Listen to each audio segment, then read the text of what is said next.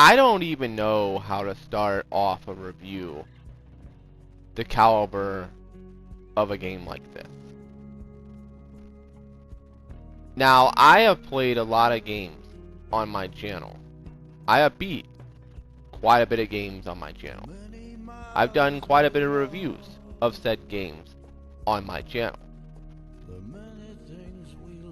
But this is the one time where I come across a game that is so extraordinary, so awe-inspiring, so jaw-dropping, so intense, so amazing, so breathtaking, and dare I say even life-changing, that doing a review of it feels unique. I played a lot of games on my channel and I've done a lot of reviews. But this might be the most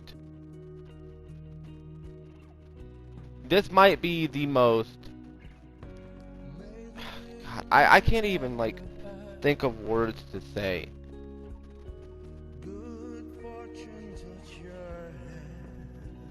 This might be the best review I have ever done on my channel of any game that I have played on my channel today. Red Dead Redemption 2 is, simply put, a work of art. It is an absolute masterpiece of a video game. It is the best game I have ever played on my channel. And man,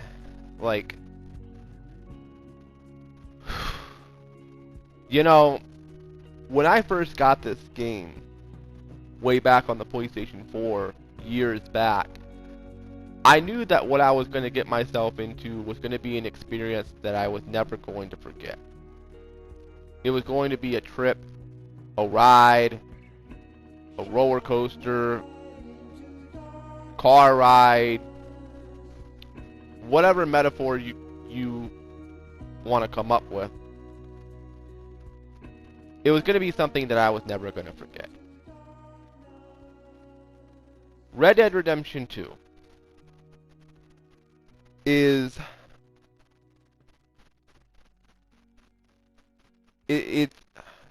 I know this is going to sound weird. It's life-changing. It's going to be one of those experiences in gaming that I am never, ever, ever going to forget for the rest of my life. Even if something tragically happens to the channel, even if something tragically happens to all my Red Dead Redemption 2 videos, I'm still going to treasure this game. I'm still going to love this game. I will always love this game. I don't have a time frame for how long this review is going to be or how short this review is going to be. I know it's not going to be super short. This is going to be a pretty lengthy review. I just don't know how long it's going to go. I don't have a set time frame or anything like that. I could go well over an hour here just talking about this game. But I promise a review, and review I shall make. This is Edgerunner Gaming HD, and welcome to my thoughts and grades of Red Dead Redemption 2. Now, I want to admit before I get into things that I am not a paid reviewer. I'm not a professional reviewer. I don't make any money off of this. I don't care to make any money off of this. I'm not Angry Joe. I'm not Angry Video Game Nerd. I'm not IGN. I'm not Metacritic. I'm not GameCross or Game Rants or whoever you can think of that reviews video games. I'm not one of them. I'm not a professional reviewer. I don't get paid to do this, nor would I want to get paid for doing this. But I'm going to try my best here with this review, and this may not be the most in-depth review of Red Dead Redemption 2 on YouTube, but this is my thoughts and grades video, and I hope I hope that this Thoughts and Grades video comes off to you as a pretty darn good review. I do want to warn everyone that's watching this video that this video will contain extremely heavy spoilers. So if you have never played Red Dead Redemption 2, if you have played only a little bit of the game and haven't made it that far into the game, if you have made it pretty far into the game but you haven't made it to the end, if you've never played Red Dead Redemption 2, don't own the game, have no way of getting a hold of it, then I highly suggest clicking off this review right now, because I'm going to warn you, you are going to be heavily spoiled, because I'm going to be talking about some of the biggest moments that happen in this game. But I'll do that later on down the line. So, I figured the first thing that I could grade here is the soundtrack for Red Dead Redemption 2. The soundtrack for Red Dead Redemption 2 is one of the greatest video game soundtracks I have ever heard in a video game. Period. This soundtrack, the music that is in this game, the ambience, the BGMs, the music songs, the songs with lyrics like "That's the Way It Is" and "Cruel, Cruel World" by Willie Nelson, and that one song that played when we were building the house as John near the very end of the game, and a couple of others as well. They fit the setting so perfectly when they came up. When they were playing, they fit what was going on in the game at that time to perfection. The BGMs in the background when you be in certain areas in the game were absolutely magnificent. They would give off the creepy vibe at night. If you were in a very dangerous area, you would get some really creepy BGM playing that would give you the spooks. And it just, the setting, the ambience, just the feeling that you would get. Like, you know that something is out there watching you or fixing to come after you. And the music is basically setting it up like there's something out there. And Red Dead Redemption 2, I'll get into this later on in the gameplay, but Red Dead Redemption 2 does have a bit of horror element to it. It's got a little bit of horror elements in the game. It's not a horror game, but it does have elements of horror being in the game. I have ran into some pretty creepy stuff in Red Dead Redemption 2, and the soundtrack fit it absolutely perfectly. This, in my opinion, while I'm not going to say that it's the greatest video game soundtrack of all time, but for what it's worth, this is one of the best soundtracks to a video game I have ever heard. The songs in this game are absolutely magnificent. And any game that has Willie Nelson in it, any game that has good old Willie Nelson in it, gets major points from me. Because I love Willie Nelson. My verdict for the soundtrack, there's no other grade I can give it except for a 10 out of 10. I can't go any lower. I cannot give this like a 7 or a 8 or a 9. This is an immediate 10 out of 10. This, single-handedly, to me, is one of the greatest video game soundtracks I personally have ever heard in a video game. It is an absolute masterpiece. And the songs are all over on YouTube if you want to listen to them, you know, separate from the game. There's, I'm pretty sure, Spotify playlists of the songs as well. Go check them out if you haven't. That's the Way It Is. Oh man. That scene in the game, when that song started playing, you know, the lyrics of the song, the way the song was put there in the game, how it fit the vibe of what was going on at that time. That's why I started tearing up, and that's why I started crying at that scene. Because that song fit what was going on at that time absolutely to perfection. And I believe it was D'Angelo who sung that song. Magnificent work, sir. I haven't heard your name since the freaking 1990s. I didn't know you were still making music to this day. But hey, you know, job well done. You did a masterful job with your songs in this game. Good job, dude. Good job. The soundtrack is a 10 out of 10. Please go listen to it. You will not regret it. Trust me. I mean, if you don't like the music in this game, if you don't like the soundtrack in this game,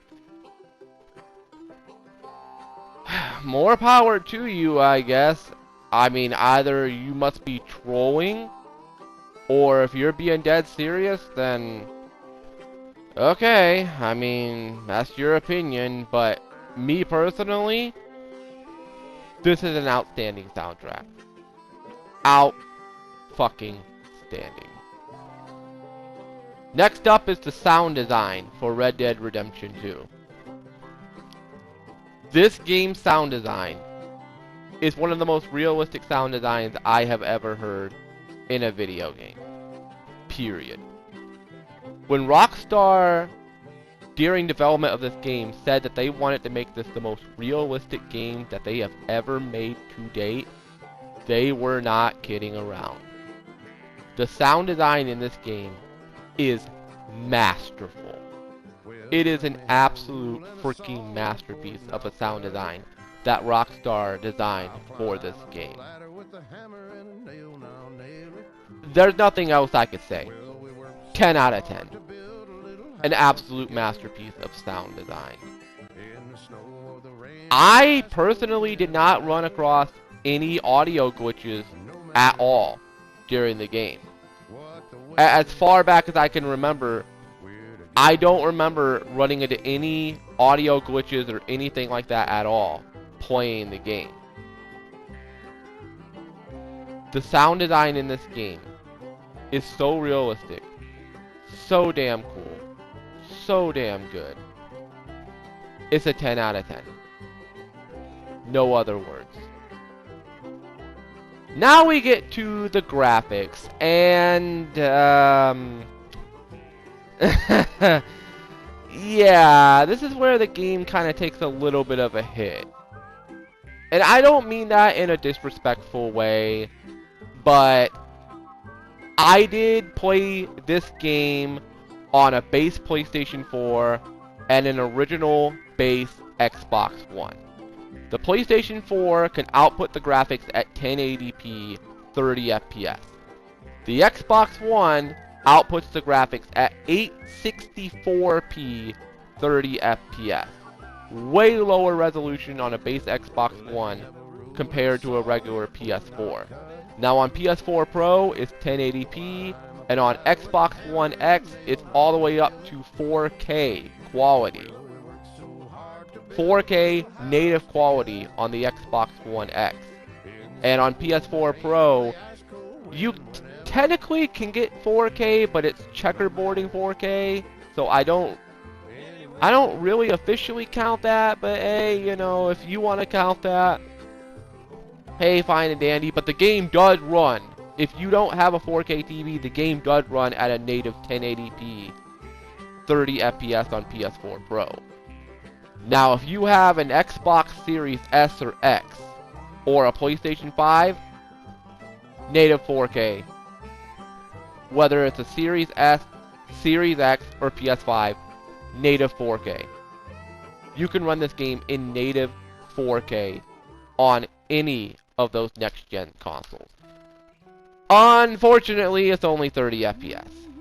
Rockstar has not implemented an update to the game to make it in 60 FPS.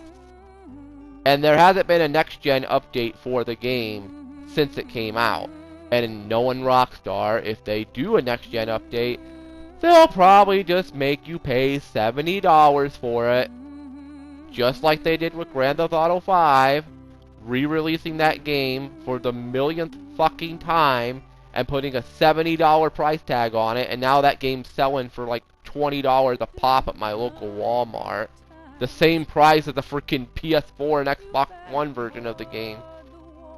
Like, they're $20 a piece. I mean, personally, I would have preferred the next-gen update for that game to be free, but hey, it's Rockstar. And, you know, they're gonna freaking cash grab at any cost to get money from the consumers. If there's ever an actual genuine next-gen update for Red Dead Redemption 2, they're probably going to put it behind a paywall. I don't see them giving it away for free.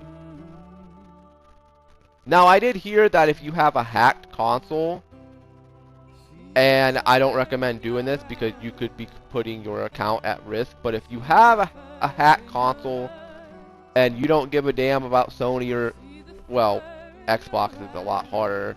I don't think anybody's been able to hack a Series X or S yet. But a PlayStation 5, if you have a PS5 or even a PS4, if you can hack those systems and mod those systems, you could actually make Red Dead Redemption 2 run at 60 FPS. Why there has not been an update to put the game at 60 FPS, I guess blame Rockstar for that. I would say blame PlayStation and Xbox, but it's mostly the fault of Rockstar Games, so blame them for that. I kind of wish I would have played this game on those systems in a beautiful 4K, but I don't have a next-gen system. I don't have an Xbox One X or a PS4 Pro. All I have is a base PS4 and a base Xbox One. It looks way better on PS4. I finished the game on Xbox One, and even though the quality was way lower on Xbox One compared to PS4, it's not an ugly looking game. By all means, it is not an ugly game on base Xbox One. It still looks pretty darn good for a game that came out in 2018. It still looks really damn good. On PC, oh man. Oh man, this game on PC is like a gift from God. The amount of things that you could do to the graphics in that game. You could make that game look so realistic on PC that you won't even be able to tell it's a video game anymore.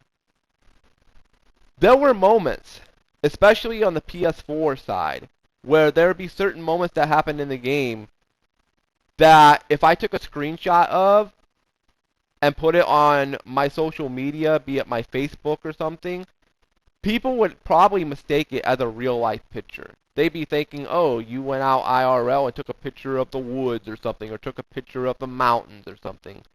And then come to find out, no, it's actually a picture from Red Dead Redemption 2. That's how realistic the game looked at times. So many beautiful screenshot-worthy moments in this game. Just an absolutely beautiful, gorgeous game. Regardless what console you play it on, it is absolutely gorgeous. Even in A64p, they still somehow made this game look pretty damn good in 864p. Red Dead Redemption 2, graphics-wise, is a graphical masterpiece.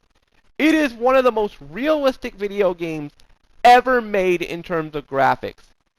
Even compared to the next-gen games that are coming out for PS5, Xbox Series S and X, and PC, this game, to this day, 5 years later, still holds up graphics-wise. It is a monster, graphics-wise, in terms of realism. It sucks that I couldn't play this on an actual, like, really damn good hardware system to really experience how beautiful this game is, but it is what it is. I'm going to give the graphics overall for Red Dead Redemption 2 another 10 out of 10. This is one of the most realistic games I have ever seen. This is one of the most beautiful games I legit have ever seen. Now, I give it a 10 out of 10 for the graphics in this game. If I was grading this via consoles, PS4, I would give it a 9.5 out of 10. It's just short of a 10 out of 10 because, again, the PS4 Pro and the PlayStation 5 make the game look way, way, way better. But it still looks damn impressive on a regular PS4. On Xbox One, though, is where it takes a little bit of a hit. And I'm going to have to give it an 8 out of 10. It's still a good-looking game. It's just nothing compared to what the PS4 version looks like or even the next-gen console versions. It still looks amazing, but you can tell there is a little bit of a downgrade, which sucks. It really does. But the game still looks amazing graphics-wise nonetheless. So, 8 out of 10 for the Xbox One graphics version, 9.5 for the regular PS4, 10 out of 10 across the board for Red Dead Redemption 2 overall when it comes to graphics. This is a graphical marvel. It is a graphical masterpiece. Absolutely beautiful, realistic game. And now, ladies and gentlemen, we get to the gameplay. Now, I've seen quite a bit of complaints all over the internet from many, many, many people who claim that the game is too slow, that it's boring, that it starts off slow, that the gameplay is basically go here, kill this person, and then go back, go here, kill this person, and go back. That's not how the entire game is designed. Sure, you're gonna murder a lot of people in this game, because obviously it's set in the Old West. I mean, duh, of course. But that's not all you do in this game. You do quite a lot of other things other than just go around and shooting and murdering people in Red Dead Redemption 2. In terms of the gameplay being slow, Rockstar went for a realistic approach in this game. Now, is this the most realistic video game of all time? Probably not. But in terms of what Rockstar has made in their catalog, this could potentially be their most realistic game they have ever made in terms of gameplay. Either this or Grand Theft Auto 4. Grand Theft Auto 4 was also a gameplay masterpiece in terms of the gameplay. And I know many people say the gameplay in that game is slow, the driving is shit, the shooting mechanics are shit, blah blah blah blah blah. They wanted to make Grand Theft Auto 4 have a gameplay engine in it. They put this engine, I don't remember the name of the engine off the top of my head. I don't think it was the Unity engine. Maybe it was.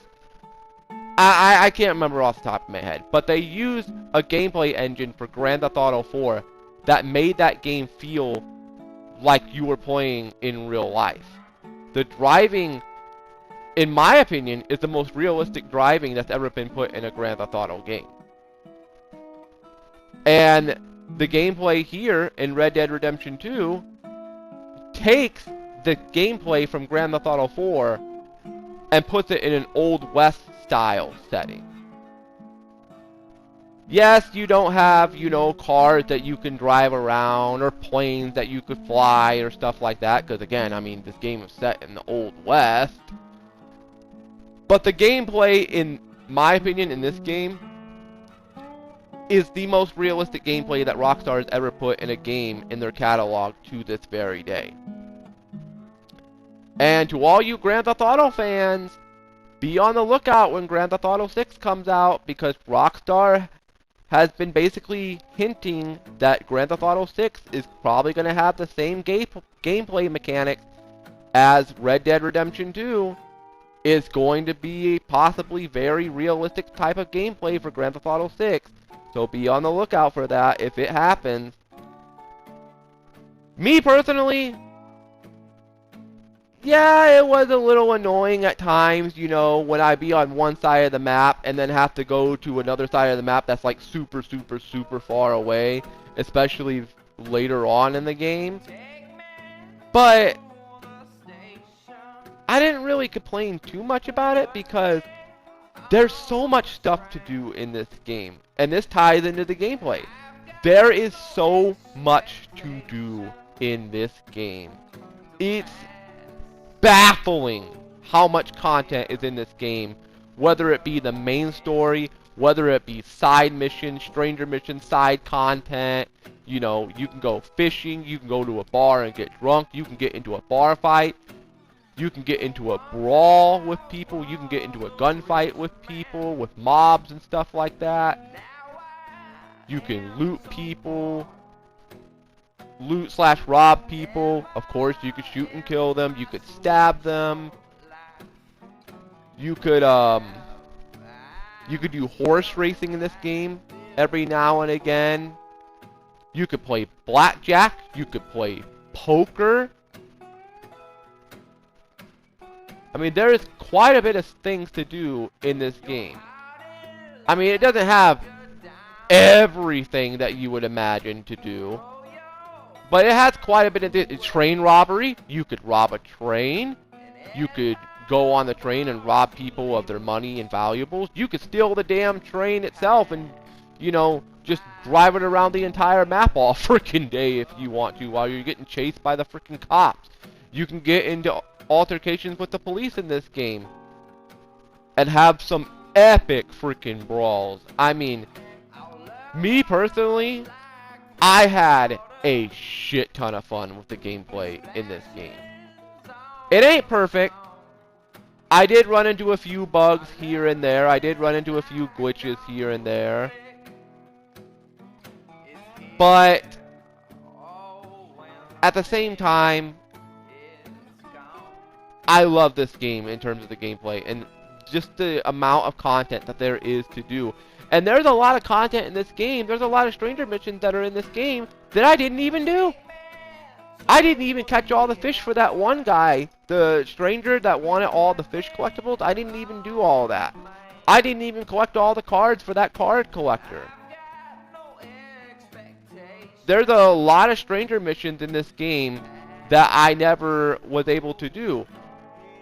I know about this. This isn't. I was a little spoiled on this, and it kind of sucks I didn't run into them.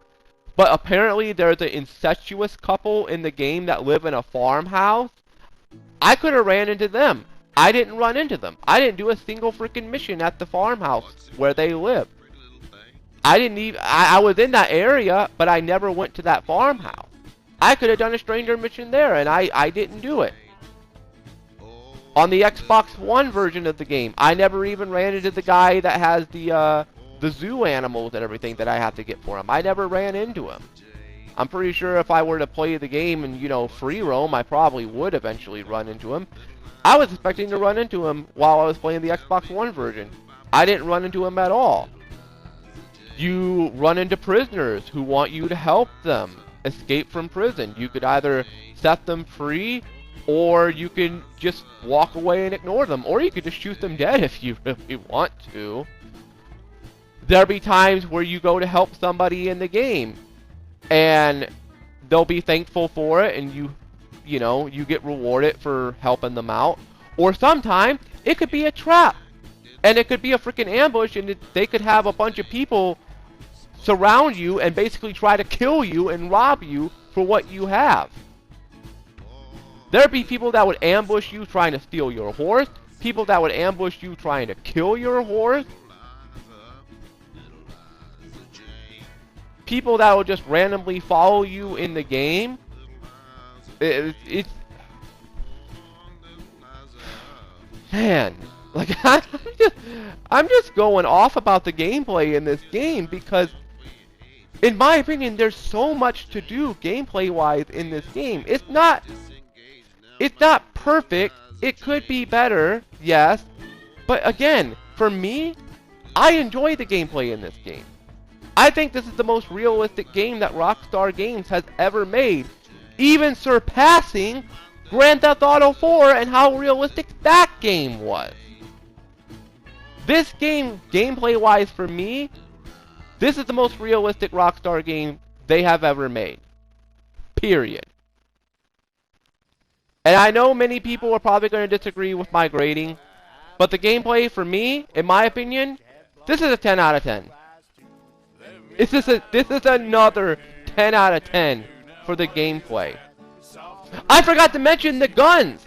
The guns in this game actually matter when they actually corrode and they get filthy. If you let your gun get filthy, you won't be able to aim it properly. You won't be able to shoot as fast as you could if it was clean.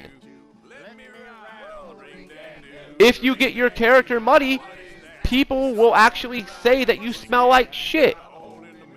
When you're in Dutch's gang as Arthur Morgan, you'll be confronted about smelling like shit. And they'll force you to take a bath and clean up in order to clean yourself up. You can go fishing, you could do, there's so much. There is so much attention to detail in this game, and that ties into the gameplay as well. This is the most attention to detail video game I have ever seen. Period. I know my friend Orbital Sigma, we got into a fucking argument. I literally sat there and argued with him for about 30 minutes between The Legend of Zelda Breath of the Wild, which is his, I believe that's his favorite game of all time, and Red Dead Redemption 2, over which one between the two was the most realistic in terms of the gameplay. And I argued that Red Dead Redemption 2 was the most realistic in terms of what you can do, and he argued that Breath of the Wild is the most realistic in terms of the physics, in terms of the stuff that you can do in that game as well. Both games are absolute masterpieces in terms of realism for their gameplay. And I like realism in the gameplay for my game. That's my personal take. I love when a game tries to be as realistic as possible when it comes to the gameplay. Sure, there are games out there that try to be realistic, that fail epically at it, but when a game does it right, it comes off as so damn good, in my opinion. And I love the gameplay for this game. And between this game and Breath of the Wild, this game just barely, by a slim margin, in my opinion, just barely edges out Breath of the Wild. Now, then again, Tears of the Kingdom also came out this year, and that's way better than even Breath of the Wild, so I don't know. Tears of the Kingdom might have overtaken Red Dead Redemption 2. I don't freaking know. Then again, maybe it didn't. Maybe Red Dead Redemption 2 will stand the test of time until another contender comes along that overtakes it in terms of realism in this game. To me, this is the most realistic video game I have ever seen and that I have ever played on my channel. To date, that is. That's why it gets a 10 out of 10 from me. If you think the gameplay is slow, if you think the gameplay is repetitive, if you think it's boring, hey, that's your opinion, more power to you. This game may or may not be your cup of tea, which is understandable. It's supposed to be slow-paced because it's designed in the Old West. And now, ladies and gentlemen, we get to the part that has helped make Red Dead Redemption 2 widely regarded as one of the greatest video games of all time. We are at the story part of Red Dead Redemption 2 in the grading system.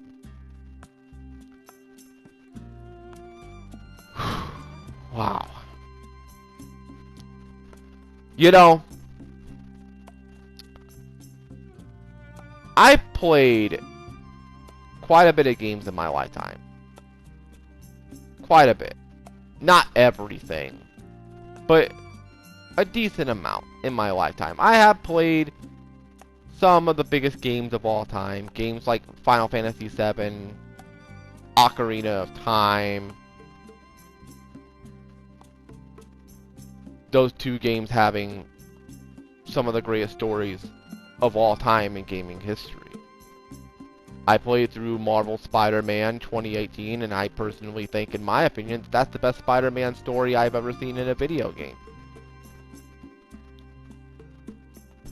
There are a lot of games out there. GTA San Andreas, which is my favorite Grand Theft Auto of all time. GTA 4 has a pretty darn good story.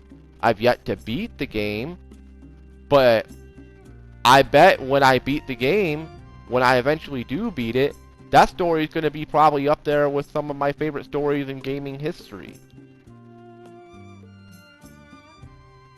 And by the way, about Final Fantasy VII and Ocarina of Time, I never actually beat those games, but I know a majority of what happens in the game. I know how the game ends.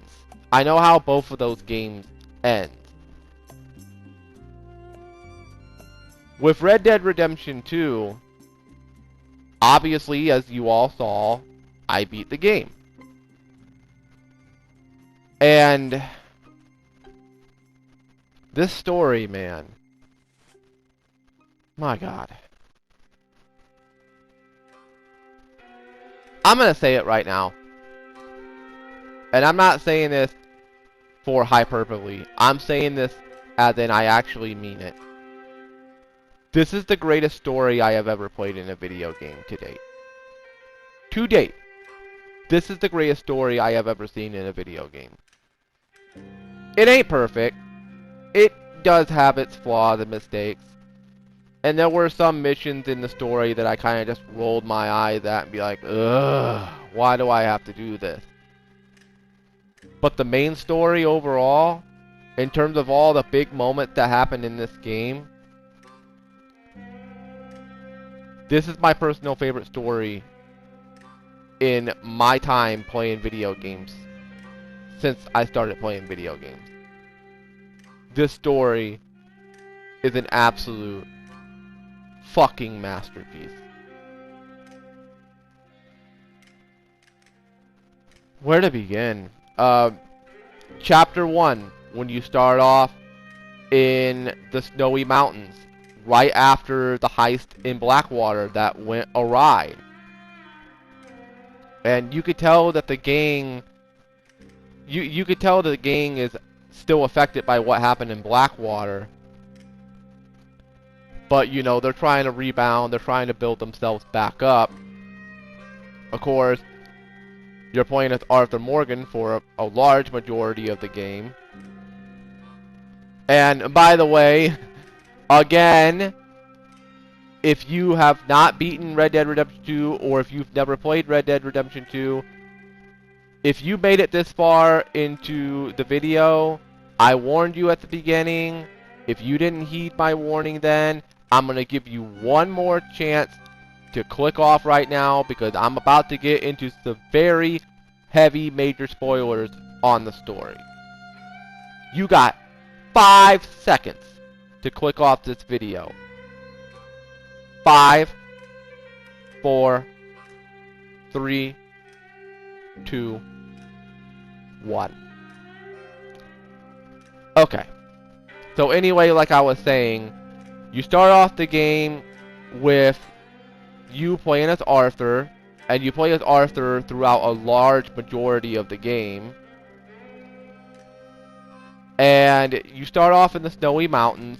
You have to go rescue John because he got stuck up in the mountains and he almost got eaten alive by werewolves, which you have to fight off. You go rescue John, you bring him back to camp, and there's not really too much that happens in that area because Chapter 1 is actually kind of a pretty small chapter in the game. It's basically like the prologue of the game. Forgot to mention, at the very beginning of the game, you meet a very, very, very important character in the story for Red Dead Redemption 2 by the name of Sadie Adler. You're going to want to remember her because she's going to play a very vital role in this game. So, Chapter 1 ends with you basically robbing a train that's run by Leviticus Cornwall.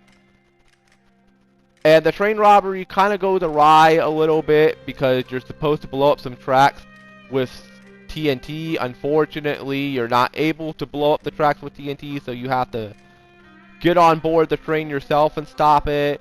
You rob the train of everything that's on there. You have the option of sparing the people who are running the train or killing them. And if I remember correctly, I believe I spared them and let them drive the train off. And then that sets up Chapter 2, where you get out of the snowy mountains and you set up camp near a town called Valentine. Now, you have Leviticus Cornwall and his company coming after you for robbing the train. You meet some new characters in Chapter 2, including the Pinkerton Detective Agency. Oh boy. And you're going to be seeing them quite a bit in this game. Trust me. You're going to see them quite a bit.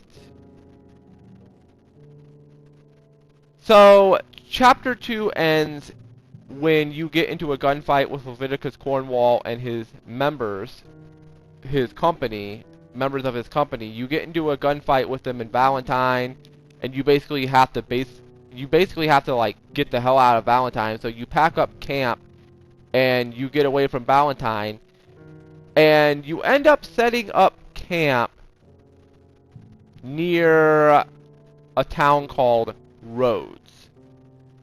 And in Chapter 3, this is Chapter 3 now, you end up getting entangled between this family feud between a family called the Braithwaites and a family called the Greys. Now, these two families have been at each other's throats and necks for a very, very long time.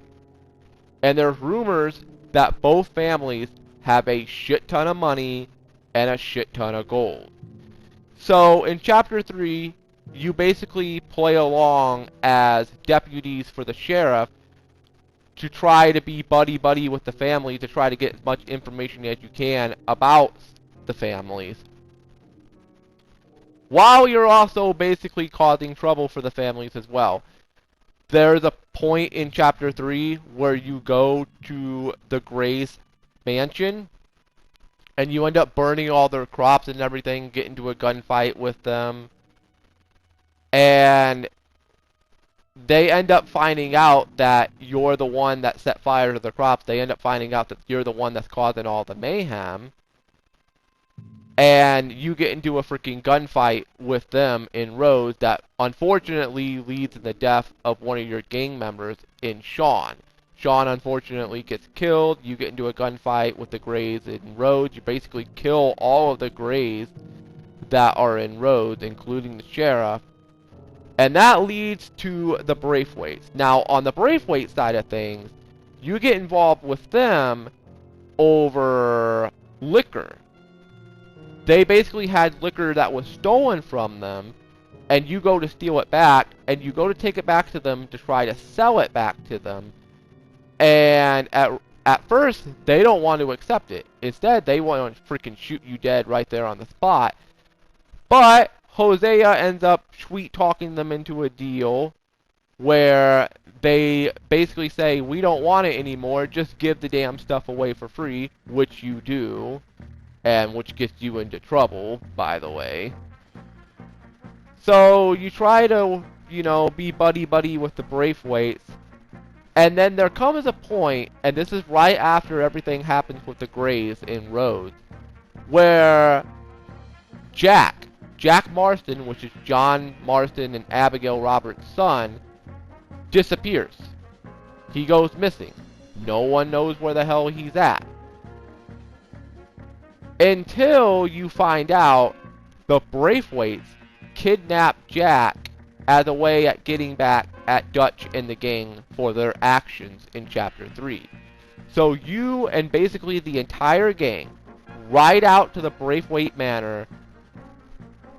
And my god, the gunfight that happens at the end of Chapter 3 remains one of my favorite pieces of video gaming media ever.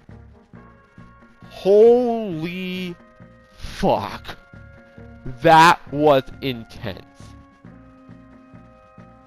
Like, that came off so well that if they ever were to make a movie on Red Dead Redemption 2, that would probably be, if done right, that would be one of my favorite scenes in the entire movie. This game, honest to God, felt like I was watching an Old West movie at times, with how damn good the storytelling was in this game. There were times where it reminded me of The Good, the Bad, the Ugly, Django Unchained, The Hateful Eight, like all the classic old western shows like The Rifleman, stuff like that. Like, this game, in my opinion, borrowed a lot from shows and movies like that. And if this was a movie on its own, this would perhaps be my favorite western movie of all time. It was done masterfully. That gunfight at the end of Chapter 3 with the Braithwaites. Holy hell. And the scene with you walking away from the mansion while it's just burning up in flames, just burning to the ground. Holy hell. What a shot. What a moment. One of the most iconic moments in the entire game.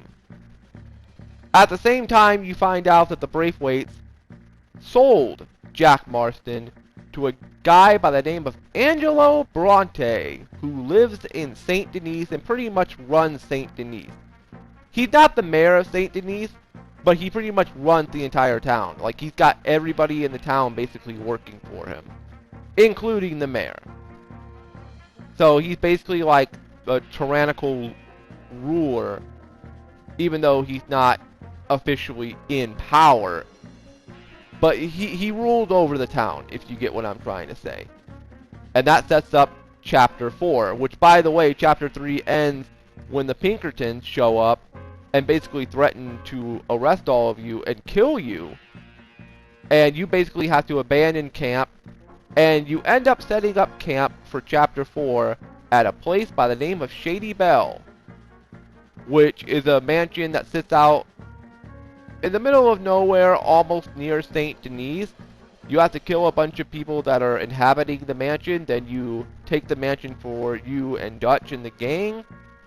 And I gotta admit, out of all the camps in the game that we had, that was actually my favorite place to have camp. Like, Shady Belle, despite the house looking really run down, that was actually my favorite place to have a camp. Although there were times where at night I would swear I'd be hearing some weird noises off in the distance.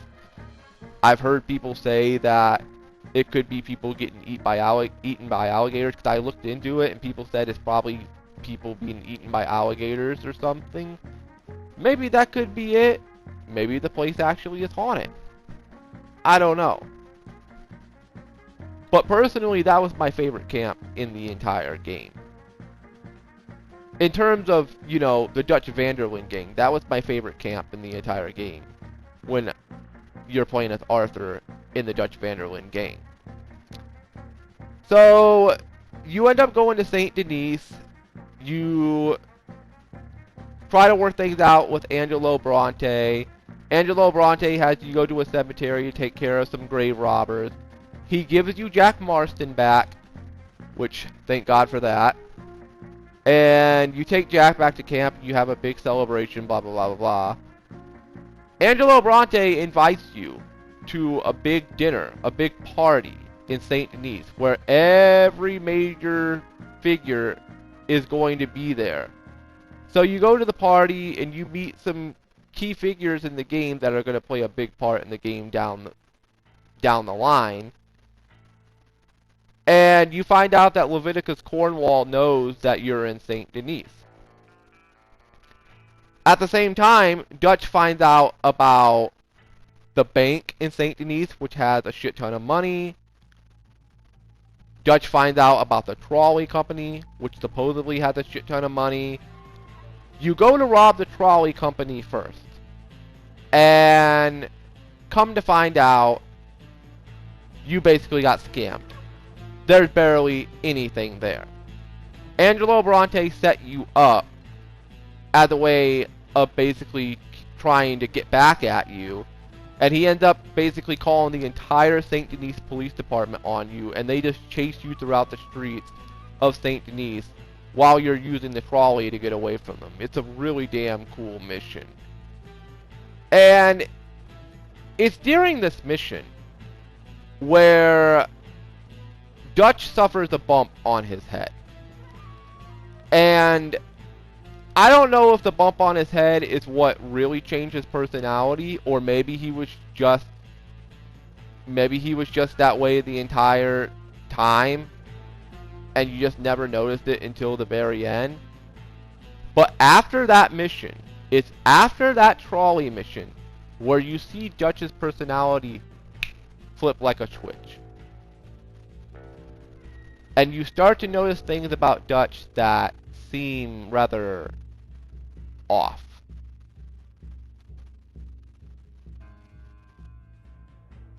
Also around the same time in the game, you have this member of the Dutch van der Linde gang by the name of Kieran.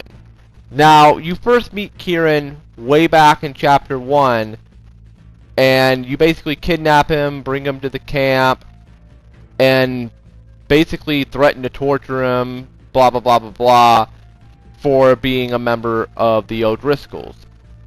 And the O'Driscolls is a rival gang of the Dutch van der Linde gang that Dutch and Colm, which Colm O'Driscoll is the leader of the O'Driscoll gang, Dutch is the leader of the Dutch van der Linde gang.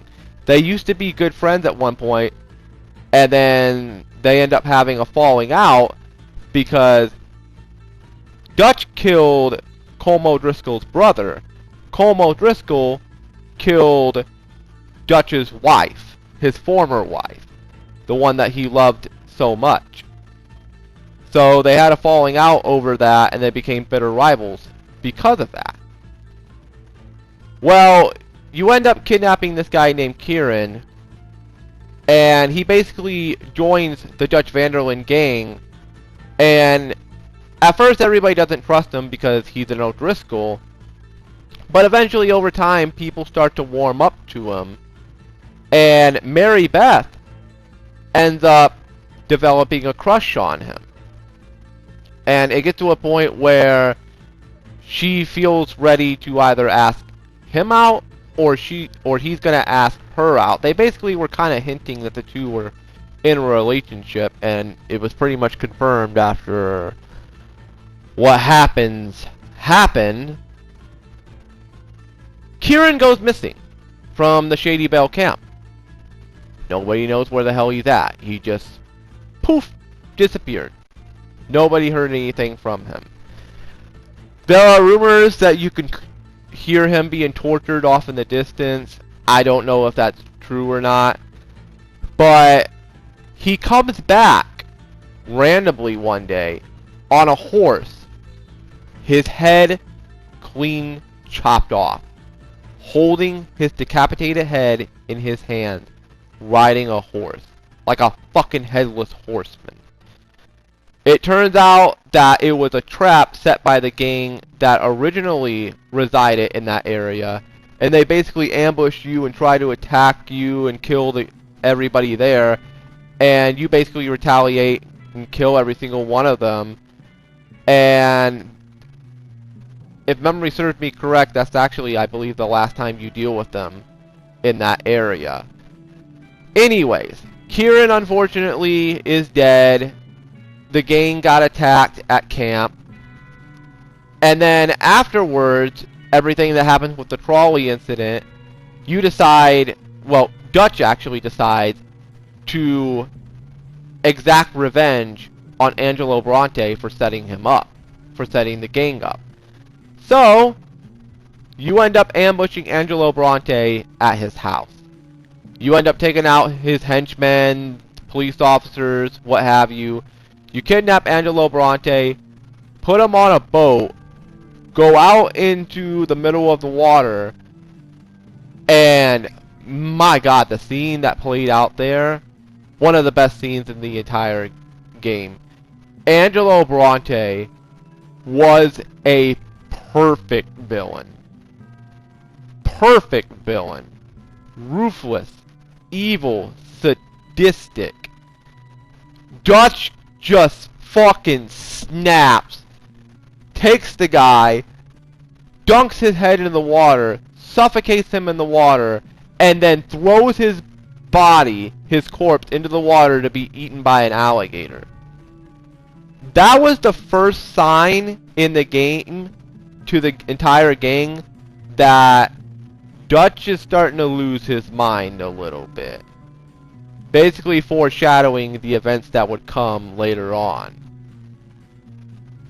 So, you end up getting rid of Angelo Bronte. Angelo Bronte is dead now.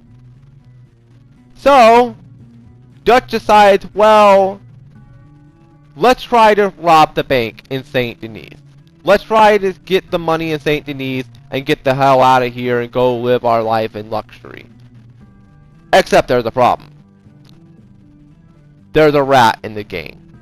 Somebody rats out the bank robbery to the Pinkerton Detective Agency, and they swarm the entire bank, and they have Hosea with them.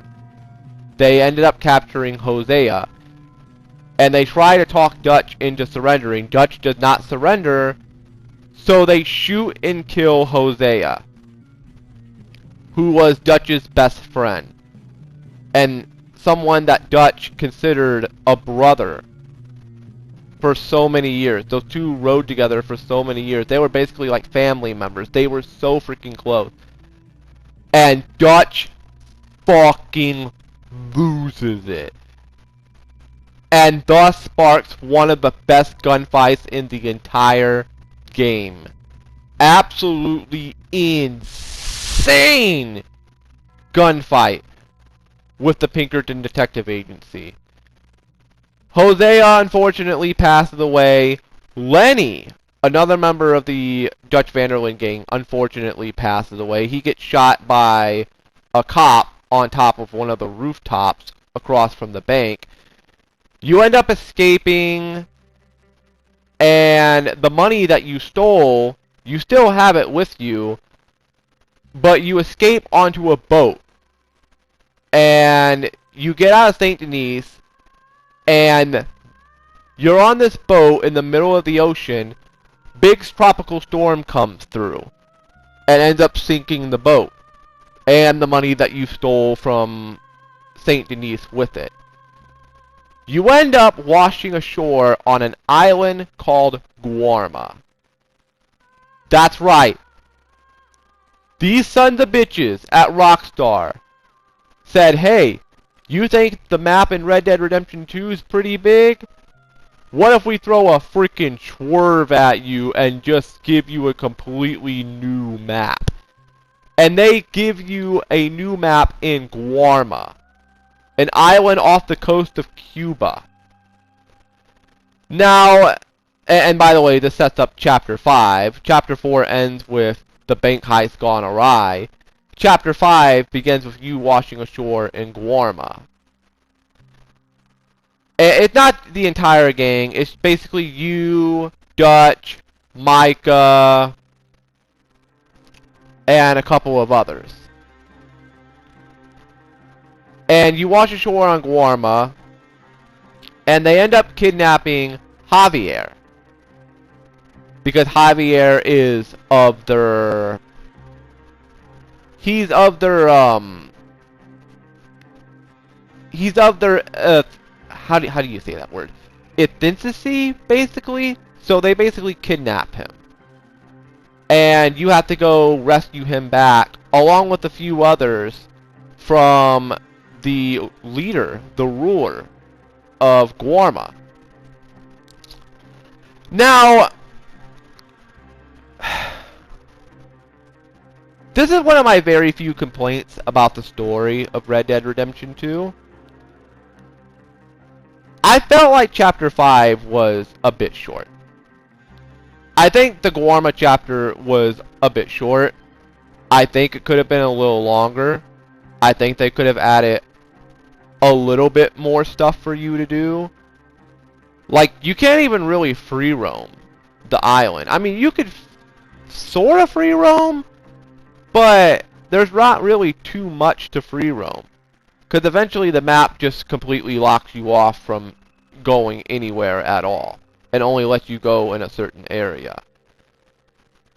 You end up getting bit by, I believe you end up getting bit by a poisonous snake. You pass out and you wake up and find out that you've been kidnapped by the gang that rules the area in Guarma. You fight them off and you beat a man by the name of Hercules, who offers not only to help to get Javier back and his friends back, but offers to help you out in getting a boat to get back to Saint Denis. But you have to help him out in taking out... Excuse me. You have to help him out in taking out the leader of Guarma, which you eventually do. And by the way, that gunfight is absolutely freaking amazing. So, you take out all of his henchmen, you take him out, you get the boat, you go back to Saint Denis, and that ends Chapter 5. Chapter 5, probably next to the epilogue, Part 1, is the shortest chapter in the game. Like, I actually... Chapter 1 was also pretty short, too. But I think Chapter 1 was a little... I don't know. I think Chapter 1 was a little bit longer than Chapter 5. I may be wrong, but Chapter 5 was really short. I think the Guarma chapter could have been a little bit longer.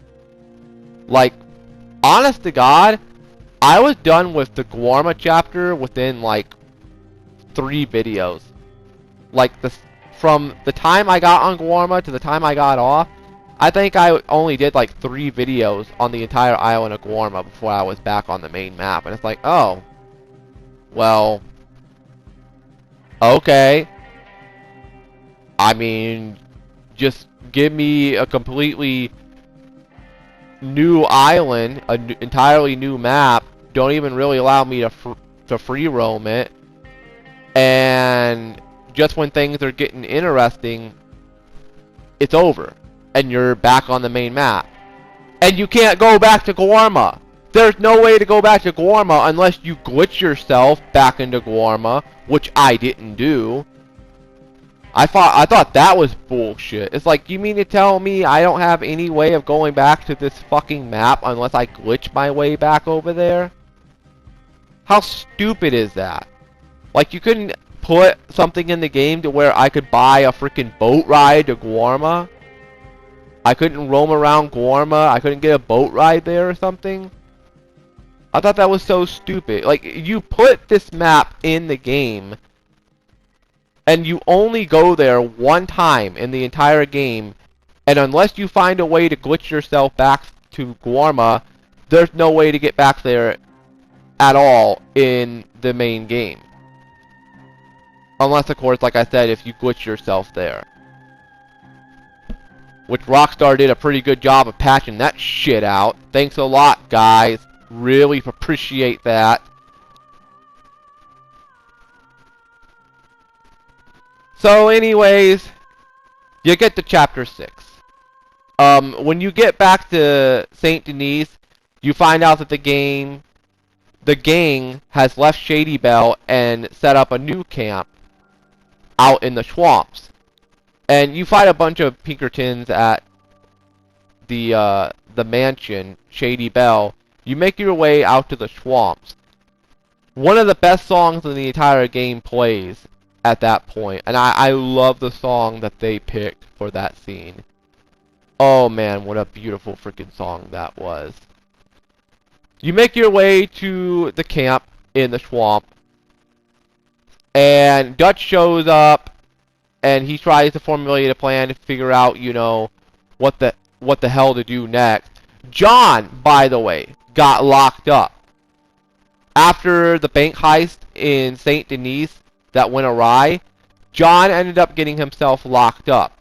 and he's currently on trial to be executed. But he's serving his time at a state penitentiary right off the coast of Saint Denis. So Abigail's wanting to get John back, and Dutch is very hesitant about it. Like, he keeps saying, we're going to get him back, don't worry, we're going to get him back, don't worry, but it seems like he doesn't want to do anything about it.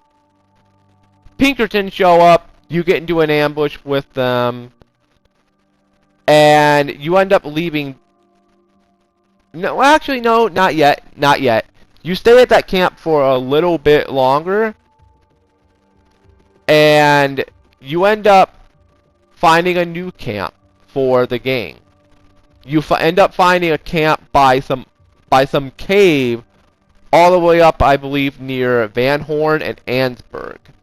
And it's inhabited with a bunch of really, like, sick fucking freaks. You kill them, you save a girl that was kidnapped in a cage in there, you take her back to her family, and that's your new camp. Chapter 5 ends with Molly O'Shea, who is Dutch's new wife. She shows back up to the camp. She's been missing for a very long time. She shows back up to the camp, drunk off her mind, and basically starts running off her mouth that she was the one that ratted Dutch and the gang out to the Pinkertons. That she was the one that told the Pinkertons what was going to happen in Saint Denis. And Dutch, in a fit of rage, goes to, he goes to confront Molly. And Mrs. Grimshaw, who's a member of the Dutch Vanderlyn gang, grabs a shotgun, points it at Molly O'Shea, shoots her right in the stomach, kills her immediately right on the spot. For violating the #1 rule of camp, which is no snitching. So, that's how Chapter 5 ends, and thus sets up Chapter 6, which in my opinion is the most important chapter in the entire game. Chapter 6 is when all hell breaks loose. So Chapter 6 starts out with you making your way to Saint Denis to meet up with Sadie to go and rescue John from the penitentiary that's right off the coast of Saint Denis. But while you're on your way to go meet up with Sadie, something unfortunate happens to Arthur. He starts coughing his lungs out, and he gets off his horse, and he coughs so hard that he ends up passing out. He wakes up to a stranger basically dragging him, and the stranger keeps asking him if he's okay or anything. At first, when this happened, I was thinking that Arthur got poisoned or something. I was thinking maybe he ate something that was poisonous, maybe he drank something that was poisonous, maybe somehow he got poisoned. I was thinking at first that he got poisoned. But what happened next, in my humble opinion, is one of the biggest shocking moments in video gaming history. At least from my perspective. I don't know how you may view it, but in my perspective, it's one of the most shocking moments in video gaming history. Arthur visits the doctor in Saint Denis, and he tells the doctor what happened. The doctor goes to examine him, and unfortunately, we come to find out that Arthur Morgan has a very, very severe case of tuberculosis. Now, in 2023, if somebody has tuberculosis, obviously with the advancement in technology and science and medication and stuff, you're able to take care of tuberculosis 99% of the time. You're able to take care of it perfectly fine. Either via rest, via medication, what have you. In 2023, it can be a big deal if it's not taken care of properly. But with the advancement in technology and medicine and stuff like that, taking care of tuberculosis, if you do take care of it, you can get rid of it in a relatively short amount of time. That wasn't the case in 1899. In 1899, things were a lot different. The medicine, the stuff that was made to combat tuberculosis, did not exist in 1899. It wouldn't exist until, I believe, somewhere in the 1920s? 1920s, 1930s, somewhere around that time frame, if I remember correctly. I believe it was somewhere in the 20s or 1930s is when the medical treatment for tuberculosis was invented. Back in the day, if you got tuberculosis, the only advice that they would give you is just go to a place where you can rest and hopefully and pray to the heavens above that the tuberculosis ends up calming down and going away. Unfortunately, Arthur could not do that. Since he was a part of Dutch van der Linde's gang, he had to be up and about. So, with Arthur having a severe case of tuberculosis, his health just starts deteriorating throughout the entire chapter. And the further you get in chapter 6, it just gets worse and worse and worse. He ends up collapsing a second time near the very end of chapter 6. And you end up getting helped out by a family that you help out very early on in the game, a German family. You end up helping a German family out, and they're one of the reasons why you end up finding the camp. One of the camps by the camp over there by where the Braithwaite Manor is. How you found that camp is because you helped that German family out. Well, the German family comes back in chapter 6 and helps you out when you got tuberculosis and stuff like that. So I thought that was a pretty unique touch by Rockstar to bring them back. I was not expecting to see them again, but seeing them again there helping Arthur out was a pretty nice touch, and props to Rockstar for, for doing that. Chapter 6, in my opinion, is the best chapter. Outside of maybe Epilogue Part 2, Chapter 6 might be the best chapter in the entire game. The amount of things that happen in that chapter. Oh my god.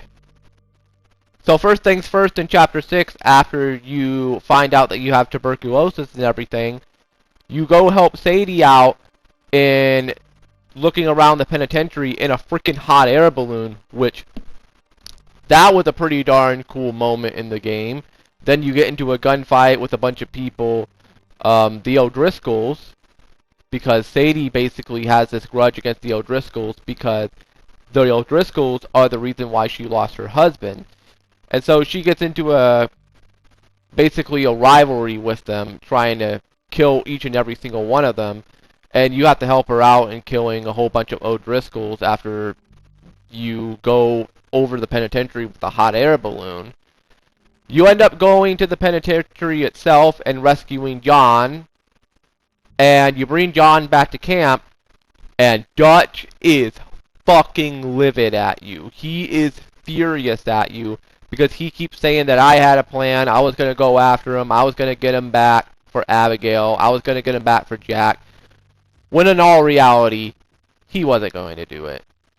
He was trying to waste enough time to where by the time he did go after John, it would be too little too late and John would be unfortunately dead. Chapter 6 is where Dutch's true motives and his true intention really starts to come to light. And you start to realize that Dutch isn't exactly a saint. He's not the good person that he tries to portray himself to be. As a matter of fact, he turns out in Chapter 6 to be one of the biggest protagonists / antagonists in video gaming history. I thought the character development of Dutch in Red Dead Redemption 2 was fucking masterful. To turn somebody who at the very beginning of the game you have so much respect for and so much love for, and just to flip it like a switch, just to have him go from being loved to being hated just like that. The character development of Dutch was done masterfully. And the character development of Arthur Morgan was done masterfully. So, throughout the chapter, you can see Arthur is starting to change his opinions about the way he's going about things in his life. The love of his life ends up leaving him. She doesn't want nothing to do with him anymore. She ends up giving him her ring back, leaves him a letter saying goodbye, and that's the last time he ever sees her or speaks to her, basically. And he also had a chance, by the way, earlier on in the game when they were in St. Denis to go with her and escape the gang, and he didn't want to do that because he felt like he had a purpose in the gang. He needed to be with the gang and help them out, which unfortunately, I'll get to that in a little bit. But throughout the chapter, you can see Arthur is changing his opinion on Dutch, and he's starting to see that Dutch is not the fatherly figure that he thought Dutch was to be. There's a point in chapter 6 where you end up doing some more money lending missions for Leopold Strauss, who is basically the main reason why Arthur ended up getting tuberculosis, because very, very, very early on in the game, during one of the money lending missions, you go meet up with a man by the name of Mr. Downs. Thomas Downs, I believe, was his name. And when you're beating him up, he has tuberculosis, and he coughs up blood, and it gets on Arthur's face and in his mouth. Because of that blood, Arthur gets tuberculosis. A very, very severe case of tuberculosis. So at this point, Arthur's going around basically trying to collect the money from these people, and there was one person you can collect the money from, but you also have the option of not doing it. Now, on the PS4 version, I did take the bounty from that person, but when I played it back on Xbox, I did not take the bounty. I let them keep it, and I let them, you know, live their life in peace, basically. I did not accept I did not accept the debt, basically, is what I'm trying to say. There's another family who, unfortunately, is on the brink of being homeless. They have nothing to eat, nothing to drink. Their father, unfortunately, passed away working his ass off in the coal mines, trying to pay off the debt. And Arthur feels so sorry for what they're going through that not only does he resolve the debt, but you have the option of giving them money, which I did, in both the PS4 version and the Xbox One version. I resolved the debt and I gave them money. You go back to camp to meet up with Mr. Strauss, and Arthur goes fucking ballistic on the guy.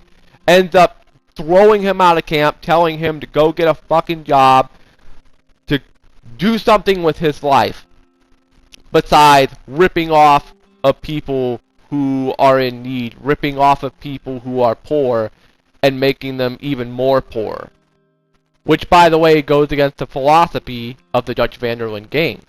The Dutch van der Linde gang had the philosophy of steal from the rich and give to the poor, which would be the members of the gang.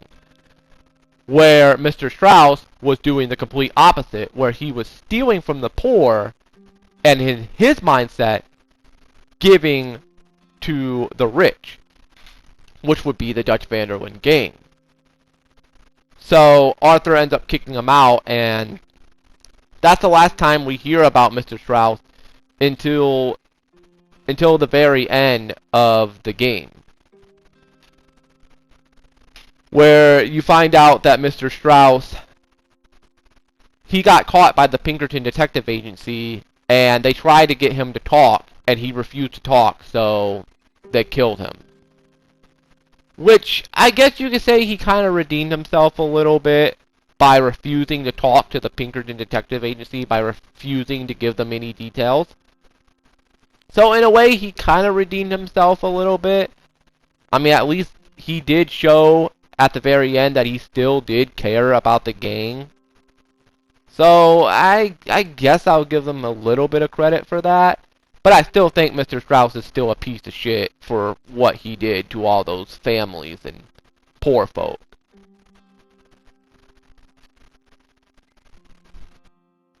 Also, during the entirety of Chapter 6, Arthur Morgan has that sneaky suspicion that Molly either wasn't the only rat in the gang, or she wasn't the rat at all, and that it was a cover-up for somebody else who actually ratted out the gang.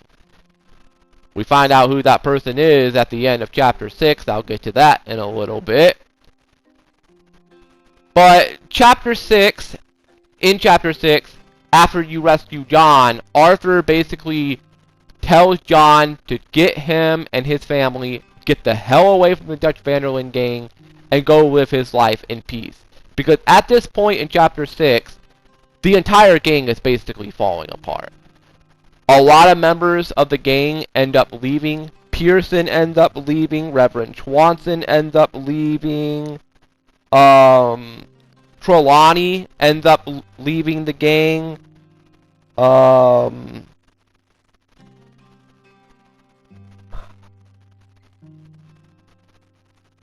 believe Mary Beth, I believe, ended up leaving the gang. A lot of people end up leaving the gang because at this point, they're just fed up with Dutch's bullshit. They're sick and tired of listening to his lies. They're sick and tired of dealing with his crap. So they basically just abandon camp, abandon the gang, and go live their lives in peace. Now, some of them you end up meeting later on in the game, and some of them I never ran into them ever again. There was the one woman at the end of the game where it seemed like she had a child, and I wish her the best of luck. I didn't meet her at all when I was in Epilogue Part 1 or Epilogue Part 2. I did not run into her at all. I thought I would have ran into her, but I didn't. So, people are leaving the Dutch Van der Linde gang. Arthur's trying to get John to get out of the gang. And John says that he'll think about it.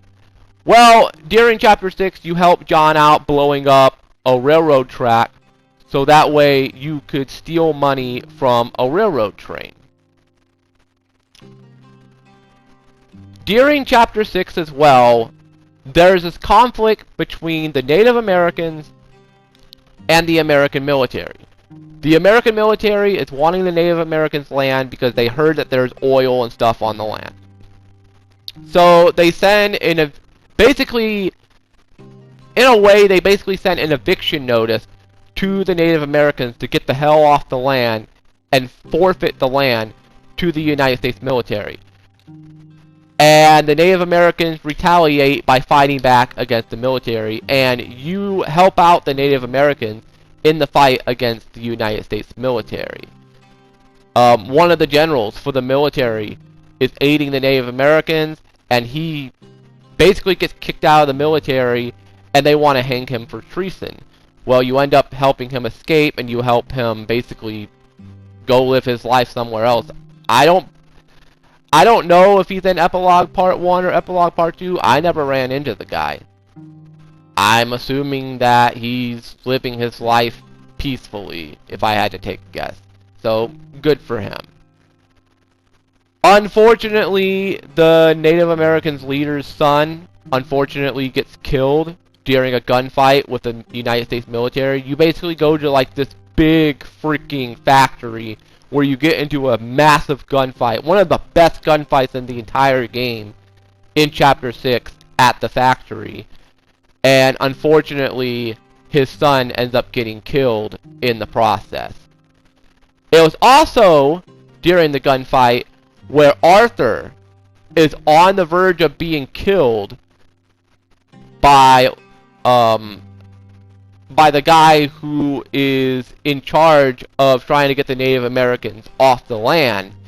and Arthur's about to be killed by him, Dutch is standing right there in front of Arthur.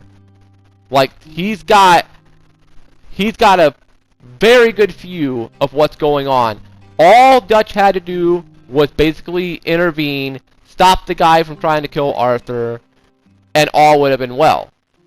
Instead, Dutch turned around, walked out the door, and walked out, leaving Arthur to die. It was at that moment Arthur's entire attitude about Dutch 100% changed. And when Arthur came out, and when he saw Dutch out there, the look on Arthur Morgan's face pretty much told you everything you need to know. Arthur's entire demeanor, his entire attitude, his entire personality flipped like a switch right then and there. And he went from looking at Dutch like a father to looking at Dutch like a traitor. The only reason that Dutch went to that factory wasn't to help the Native Americans. It's because they had bonds in the factory and he wanted the bonds for money. That's the only fucking reason he went there. So he's a traitor, he's a liar, he's a fraud, he only cares about money, and he's a selfish, arrogant piece of shit. And he left Arthur Morgan to die, and he left John Marston to die. Not just once, but twice. I'll get to that in a little bit. Also, during Chapter 6, you get into a confrontation with Leviticus Cornwall. And Dutch tries to strike a deal with Leviticus Cornwall. Leviticus Cornwall turns it down and says no. And Dutch, because Dutch at this point has clearly lost his fucking mind, shoots and kills Leviticus Cornwall, and you get into a massive gunfight. I believe it's in Annesburg, if I remember correctly. I believe that's the town, Annesburg, where you get into the gunfight with Cornwall's men and then the Pinkerton Detective Agency. Because the Pinkerton Detective Agency was working with Leviticus Cornwall and trying to find Dutch Van der Linde. And you basically get into a gunfight where you kill Leviticus, where Dutch kills Leviticus Cornwall, excuse me. And you get into a gunfight and you escape, blah blah blah blah blah. I'm gonna have to get something to drink. My mouth's getting a little dry, so bear with me, I will be right back. So now we reach the finale of Chapter 6. Dutch decides he wants to go rob one last train because he heard that there's a train coming in with a whole bunch of money to help fix the bridge that John and Arthur both destroyed. So his plan is he wants to hijack said train, steal all the money aboard, and go live a life of luxury. Arthur is very lenient on it. He doesn't really want to do it, but Dutch unfortunately talks him into doing it. But he says, I'll do this for you, but you have to do me a favor. Let John, let Jack, and let Abigail go. Let them leave the gang, and let them enjoy their lives in well, not exactly luxury, but well, depending on what happened later on in the game, I guess you could say luxury, but go let them live their lives in peace, basically. Don't let them leave the gang. And Arthur basically insisted on Dutch to do that. And Dutch is like, yeah, sure, no problem, I'll do that. And then, during the train robbery, John gets knocked off the train. And then when the train robbery is over, Dutch and them, you know, they catch up to Arthur, and Arthur asks them, where the hell is John? And Dutch makes up a fib that John got captured, he doesn't know what happened with John, and that he's sorry, but they have to continue pressing on. Which Arthur immediately knows he's full of shit. On the way back to camp, you come to find out that Abigail has been taken by the Pinkerton Detective Agency. They found Abigail, and they have her captive. Jack, fortunately, was lucky to be saved and Jack gets taken off into a location, into an area where he'll be A-OK. So John is missing, and Abigail has been kidnapped by the Pinkerton Detective Agency. So Arthur and Sadie end up going all the way back to Annesburg to rescue Abigail, and you get into a massive gunfight with the Pinkerton Detective Agency. You get into an altercation with Jim Milton, and it's during this altercation where you find out that while, yes, they did talk to Molly O'Shea, she wasn't lying there when she said she talked to the Pinkerton. But Jim Milton, Mr. Milton, says that while they talked to her, she didn't really say anything, so they let her go. But Micah Bell had been the good old boy. He'd been the good boy to the Pinkerton Detective Agency. Micah Bell is revealed to be the one that had been ratting out the Dutch Van der Linde gang for the entire game. He had been the rat all along. He was the one telling the Pinkertons what was going to happen. He gave them every piece of information they wanted to know. Every single piece. So, you save Abigail after Abigail escapes and shoots Mr. Milton dead. And then you go to help Abigail get away from Annesburg and tell her to go with Jack and get the hell away from Dutch and them. While you're riding back to camp to confront Micah, the song That's the Way It Is starts playing. And that scene with Arthur riding the horse on his way back to camp to confront Micah, in my opinion, that is one of the most emotional scenes I have ever played in a video game. Period. I fucking cried my eyes out at that scene because of how emotional it was. And the song, That's the Way It Is, that's my favorite song in the entire game. That scene is one of the most emotional scenes, in my opinion, in gaming history. If you can play that and not tear up, man, you got an even stronger gut than I do. I have a pretty strong stomach on me. I got some pretty strong guts on me. And even that was enough to freaking break me. What an emotional scene. Anyways, you get back to camp. You confront Micah. Micah tries to deny any involvement. But eventually he finally cracks and basically says, yeah, it was me, you son of a bitch. What are you going to do about it? Both of you draw your guns on each other. And Miss Grimshaw ends up picking up a shotgun. She's one of the members of the Dutch Van der Linde gang. She picks up a shotgun, points it at Micah, telling him to drop his gun, to put down his gun.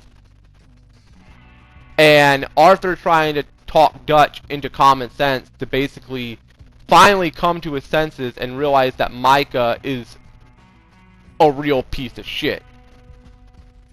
At the same exact time that this happens, John Marston comes back to the camp. John is still alive. He hadn't been captured. He had not been captured by the Pinkertons. He was hurt, but he was alive. And he basically says to Dutch, you betrayed me. You left me to die. You didn't give a damn about me. You don't give a damn about anybody but yourself. And Micah, you're a fucking traitor. Miss Grimshaw ends up getting distracted by the fact that there are Pinkertons heading to the camp. Micah takes this opportunity to shoot Miss Grimshaw in the stomach, thus killing her.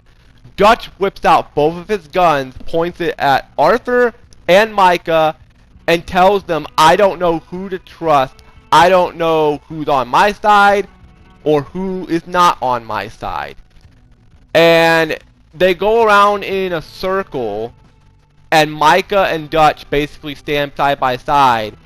And it's at that point where Dutch pretty much turns turns on Arthur and John, and it's Arthur and John versus Dutch and Micah. But before you get into a gunfight with them, the Pinkertons come in and ambush the camp, and you get into one of the best, if not the best gunfight in the game, at least until the very last gunfight in the game at the very end of the game. That battle with the Pinkertons at camp was fucking epic.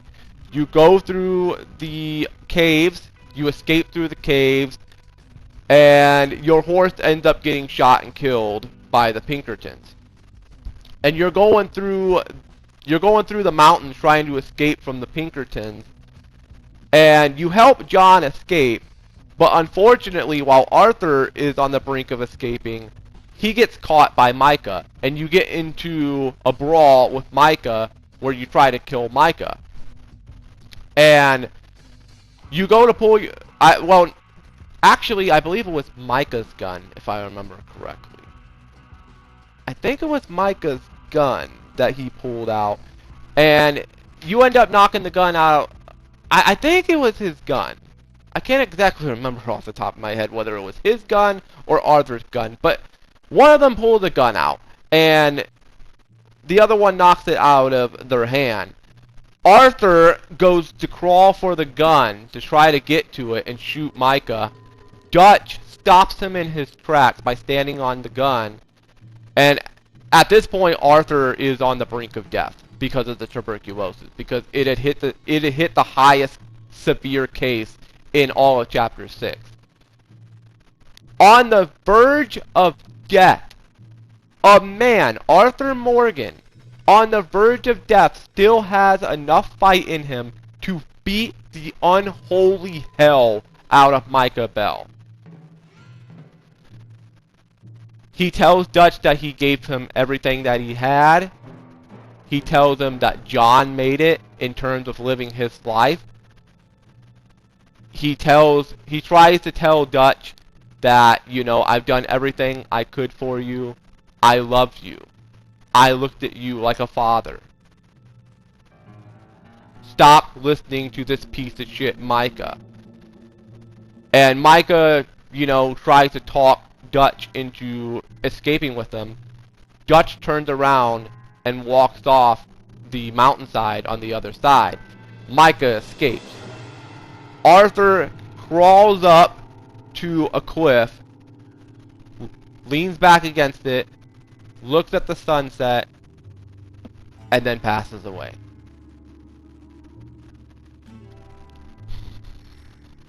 The death of Arthur Morgan, in my opinion, and I'm pretty sure this is a lot of other people's opinions as well, Arthur Morgan's death in Red Dead Redemption 2 is one of the most emotional moments in gaming history. Like, if you play Red Dead Redemption 2 and you don't tear up at that, again, you got a stronger stomach than I do, you got stronger guts than I do. Even my friend, Orbital Sigma, who's got freaking titanium guts, this dude's got, like, titanium guts. I've rarely ever seen him ever talk about crying over a video game. He told me that when he played that for the very first time, he fucking wept like a baby at that scene. He cried his eyes out. And I cried my eyes out too.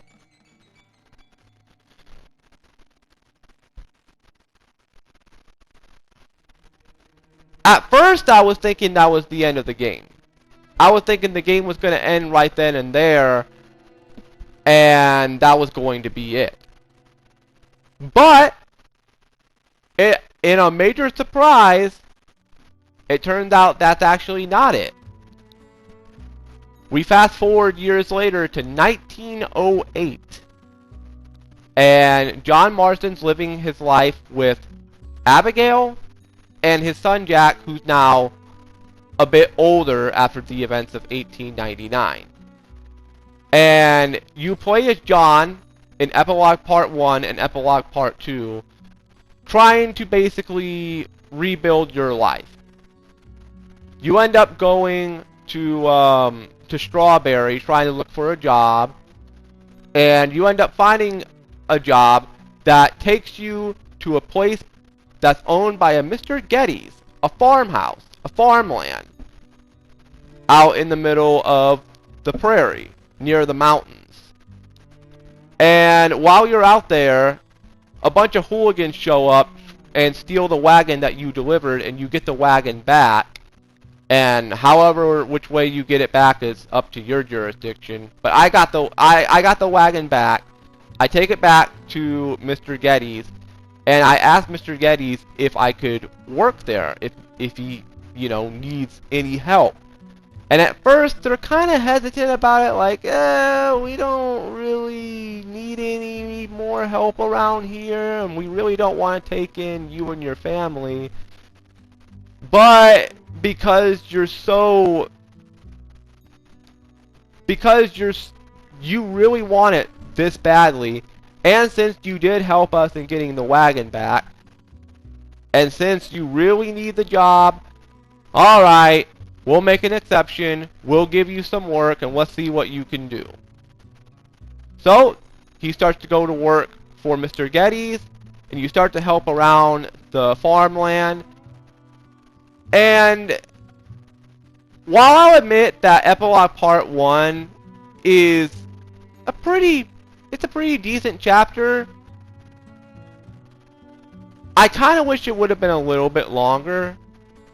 I get why they put it there. They basically kind of like slowed the game down after what just transpired in Chapter 6. Chapter 6 was like balls to the walls, batshit insanity. And then Epilogue Part 1 comes along, and it's like the game just slows down to like a snail pace. Like the game is just easing back and just slowing down and cooling itself out.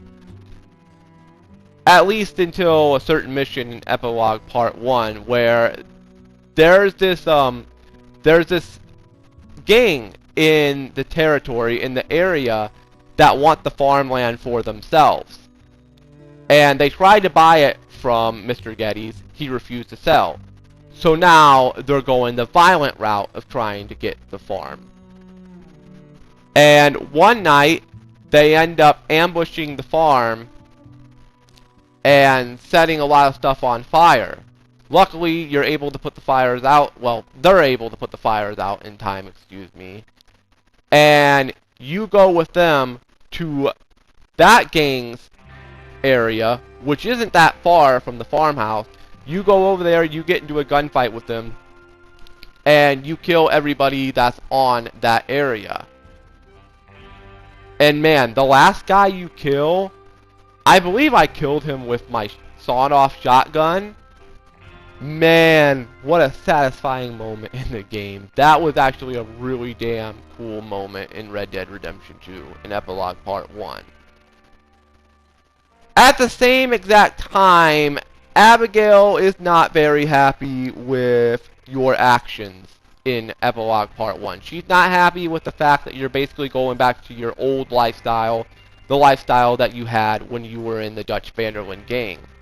And you end up taking Jack along on a mission, and unfortunately, you run into some people who remember you for an altercation that happened with one of their brothers. And you end up killing them right in front of Jack. And Jack is just freaking out and everything because he's never seen his father do that. Keep in mind that Jack was only 3 years old when the events of the Dutch van der Linde gang happened. While he has some faint memories of what happened, he doesn't really remember everything that happened. So this was actually his first real experience at seeing his father kill someone right in front of him. And so it freaks him out. You take him back to the farmhouse, and you tell Abigail what happened, and she goes fucking crazy on you. And because of that, Abigail ends up basically abandoning you. She takes herself, she takes Jack, she gets the hell out of there, she takes their belongings, takes their stuff, and leaves you. And she leaves a note basically saying why she left and blah blah blah blah blah. And now you have to win her love and trust back. During Epilogue Part 1, she mentioned that there was an area near Blackwater called Beecher's Hope that she wanted to acquire because she wanted to acquire the land there and basically have a farm of their own on said land. Well, at the end of Epilogue Part 1, you go to the bank to acquire the funds to purchase the land, and you have to kill like 3 people that are inhabiting the land, the little cabin on the land. You take care of them, and the land is now officially yours, but you have to keep making payments to the bank in order to officially own the land. Problem is, John doesn't have the money to pay off the loan that he took from the bank. So he's having to do all kinds of stuff to get enough money to pay it off. Sadie ends up coming back into the picture, and you go do bounty hunting missions with her to help pay off the loan. And while it does help, it doesn't fully help out in paying the loan off completely. Also, at the same time, you run into Uncle, and he basically comes to live with you and help you out, sorta help you out on the farmland. And by the way, I freaking loved Uncle in this game, especially in Epilogue Part 1 and Part 2. That dude was so freaking hilarious. I freaking love Uncle. When you're playing as John, I freaking loved Uncle. Because when you're playing as Arthur, you don't really have that much interactions with Uncle. I mean, you have a few missions here and there, but you don't really get to interact with him as much as you do as John in Epilogue Part 1 and Epilogue Part 2. So, you buy the land, you write a letter to Abigail telling her that you bought the land and you want her back in your life, that you miss her and that you love her and that you also miss Jack. You miss your family and you want them to come back.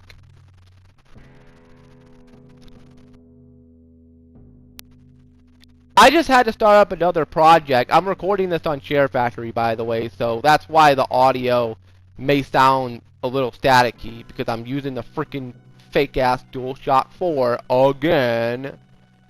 So apologies for the audio quality in this video. This is my 3rd project that I've had to make on this game. This review is so long, I've gone over 2 hours. This is the longest review I have ever done on my channel to date. And you know what?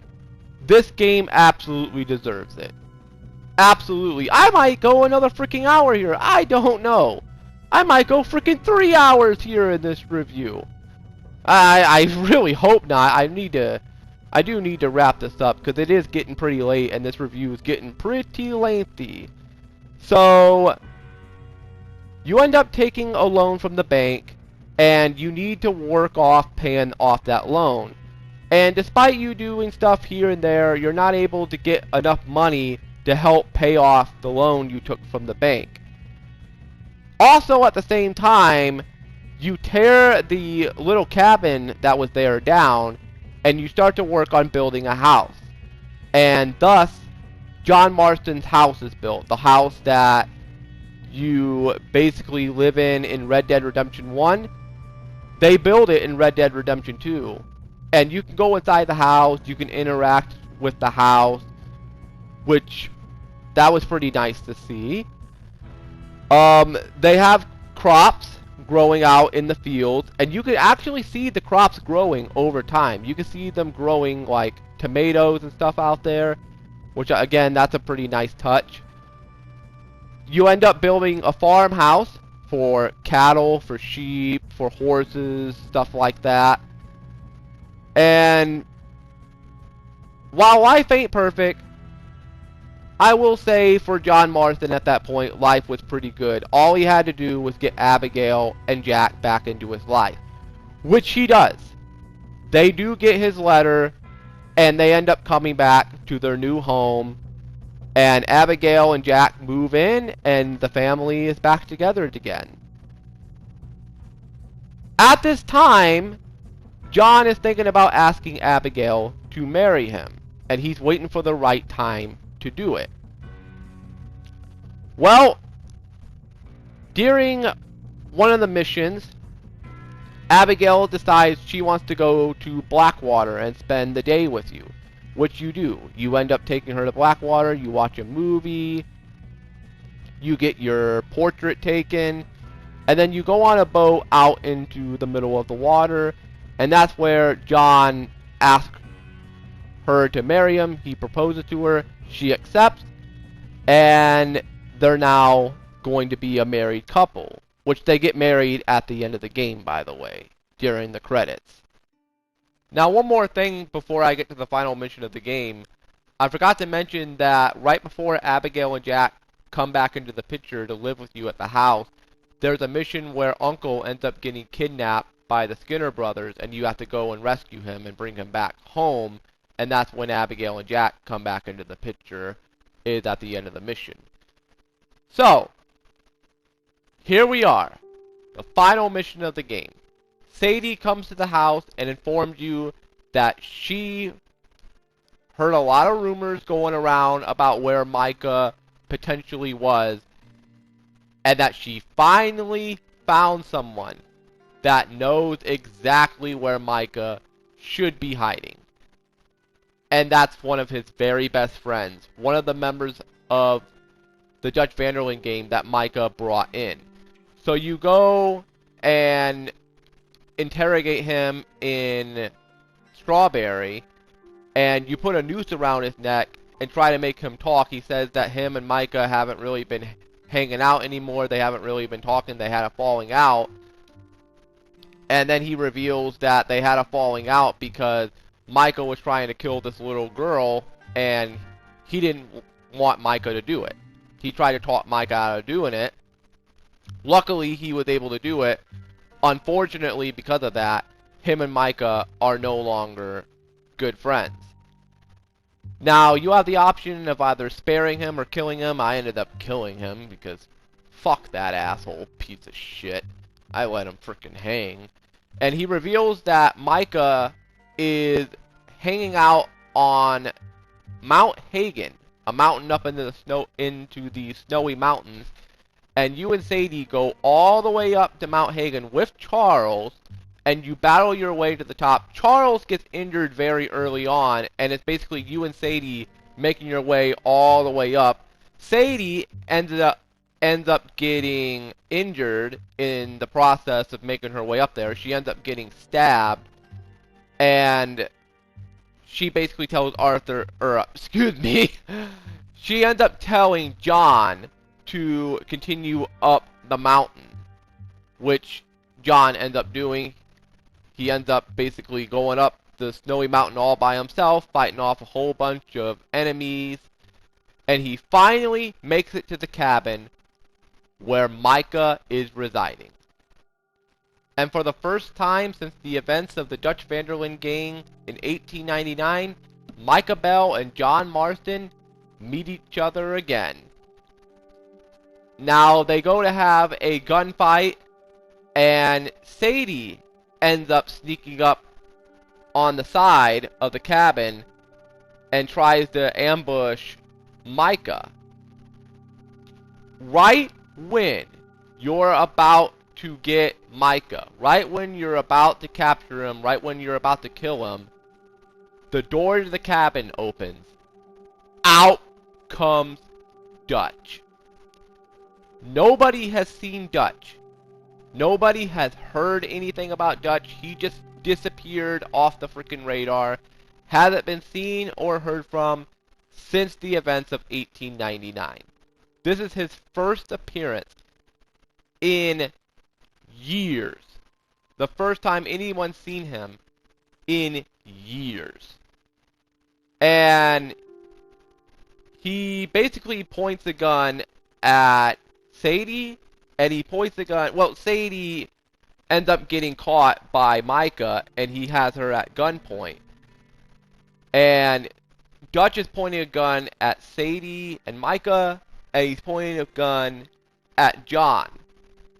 And John's trying to persuade Dutch to come to his senses and realize what he's doing is wrong. and Micah is obviously, you know, running off his mouth. And finally, Dutch finally comes to his senses and actually does the right thing and shoots Micah one time. Just one time is all he needed. Shoots Micah in the stomach. Micah lets go of Sadie. Micah responds to Dutch shooting him by saying, "You got me good this time. You actually got me." And then, you as John, you pull out your guns, point them at Micah, and just proceed to just start shooting the hell out of Micah until he eventually dies. You go to say thank you to Dutch. Dutch walks off, not even acknowledging you. And that's the last we see of Dutch in the game. Now, unfortunately, and this is where John kind of fucked up here, John goes inside the cabin and finds the money from Blackwater. And he decides to take all the money, all the gold, everything, and take it back with him. That was a fuck up. That was a major no-no. He should not have done that. I understand he needs the money to pay off the farm, to pay off the house. But you taking that money, that was blood money, John. That was blood money. That's not good money. That's dirty money. And obviously we see at the end of the game that it's going to affect him big time because now the Pinkertons have found out where he lived, which further sets up the events of Red Dead Redemption 1. And at the end, they basically make it back home. Sadie is luckily still alive. Charles is alive. John's alive. And they pretty much celebrate the death of Micah. John and Abigail end up getting married. And that pretty much does it for Red Dead Redemption 2. The ending to this game is so damn satisfying. While Dutch did do the right thing at the end, it still does not... I still do not forgive him. The game made him do the right choice by shooting Micah. But I still don't forgive Dutch for everything that he did before. Even though he did the right thing at the end, all of the other things that he did before outweighs the good. He did a lot more bad than he did good.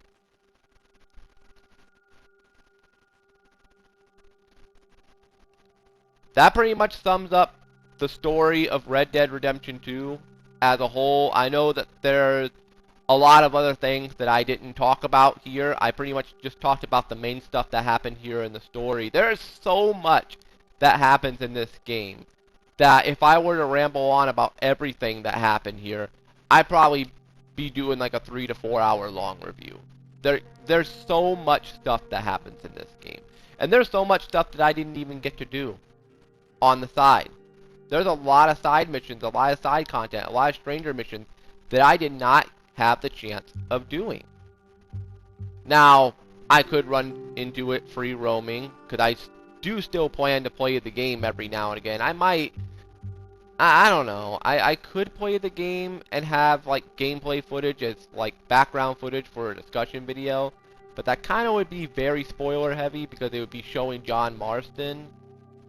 And I don't want people who have never played Red Dead Redemption 2 to click on one of my discussion videos and see me playing as John Marston. They're going to be like, what the fuck? What's going on here? So I might just have to play Red Dead Redemption 2 on my spare time.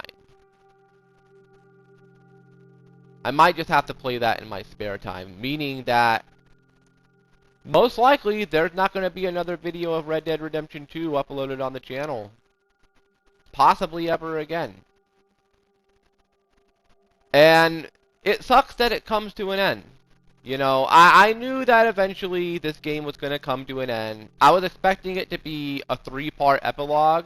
I wasn't expecting it to end right then and there. Like, right after John proposes to Abigail is where you go and fight Micah. I wasn't expecting it to be that soon. I was expecting it to be a 3-part epilogue, but hey, you know, nothing lasts forever. Unfortunately, all good things have to come to an end eventually, and Red Dead Redemption 2 is going to have an ending, and the ending, in my opinion, delivered so well. The story of this game is so epic, so iconic. There are so many moments from this game that I'm going to remember for most likely the rest of my life. Unless, of course, I get really old and I get freaking dementia or something. Hopefully, these videos will stay up on YouTube forever. My Red Dead Redemption 2 Let's Play series, hopefully that can stay up on YouTube for the rest of time. I can only hope.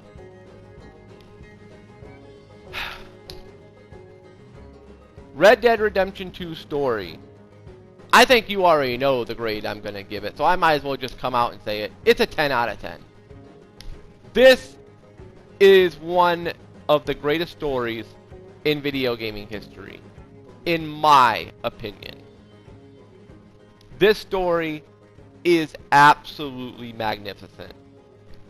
It is... I'm going to say it right now. Of all the games I have ever played in my life, this is the best story I have ever seen in a video game. Period. That I have played. That I have played so far in my life. This is the best story I have ever played in a video game. To date. This story, while it wasn't perfect, it did have its flaws here and there. There were some times where certain things would get thrown at me and I'd be like, ugh, like the freaking money lending missions. I thought those were kind of tiresome. Certain missions that would take place like all the way across the freaking map, like some stranger missions that would take place at the very freaking tippy top of the map, and it takes like almost an hour just to get all the way up there, and you're running into so much stuff on the way up there that by the time you get up there, I mean, either you have to wait until like daytime or nighttime to wait for the stranger mission to pop up again, or by the time you get there, you're just so disinterested that you're like, fuck it, I'm just gonna find something else to do. Which, again, there is so much stuff to do in this game. Even after I beat the game, there's still a lot of things I could do in this game. I can go fishing, I could play blackjack, I could play poker, I could rob a train, I can go on a mass killing spree in the freaking game if I wanted to. I can make John's honor go all the way to the very freaking bottom. I could have his honor go all the way to the tip top. I could do whatever the hell I want now in the game. I'm still going to come back to this game. I'm still going to play this game every now and again. I love this game. I will always love this game. And nothing's going to make me change my mind on it. Rockstar could literally just pull a Konami and just stop making video games and just go full-on pachinko machines and tell all their fans to go fuck themselves. As much as I'd be pissed off at Rockstar for doing something like that, which I don't think they'll ever do anything like that. God, I hope not. I mean, they may be a shady company at times, but I do love most of the games that they put out. Most of them. One of them that I will always love is this game, Red Dead Redemption 2. Red Dead Redemption 2, single-handedly, is one of the greatest video games of all time. This has been my favorite game I have ever played on my channel to date. It might be my favorite game I ever play, period. This was a magnificent work of art. To me, When a video game, in my opinion, I classify as a work of art, to me, when I classify a video game as a work of art, I consider it to be among the greatest games ever made. And Red Dead Redemption 2 has rightfully achieved that claim. This game is a fucking masterpiece. Please, if you have not played this game, get it. I don't care whether it's for PS4, Xbox One, or PC. Get this game. It is a must-have. If you don't like the gameplay, if you don't like the story, if you think it's too slow-paced, then maybe it's just not the game for you. If you don't like the game, as long as you're not saying it just a troll, like as in you don't actually like the game. If you don't like the game, if it doesn't appeal to you, fine and dandy, the game isn't for you. You know, I'm not gonna shit on you for that, it's just not for you. Best of luck in whatever games are your favorite. Even if it's like something like freaking Fortnite, or freaking, I don't know, like, I don't know, something. I understand Red Dead Redemption 2 is not going to appeal to everyone's taste. But to me, this game was a masterpiece. This is the best Western game I have ever played. If this was a movie, I would watch this movie so many freaking times. If this was a movie, I would have picked this to watch with my friend Orbital Cinema. I don't care if this movie would have been 10 hours long. I would make him sit his ass on Discord and watch this movie. Probably not in one sitting, but at least an hour and a half, 2 hours a day until we get done with the movie. That's how damn good this game is. Red Dead Redemption 2. And I never thought I would find a game that would top Legend of Zelda Ocarina of Time and Final Fantasy VII for me. But Red Dead Redemption 2 has claimed its rightful place for now as my #1 video game of all time. Red Dead Redemption 2 is an essential 10 out of 10 game.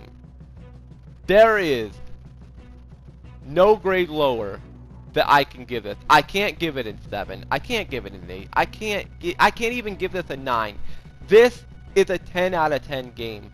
This game, to me, is a work of art. An absolute masterpiece work of art.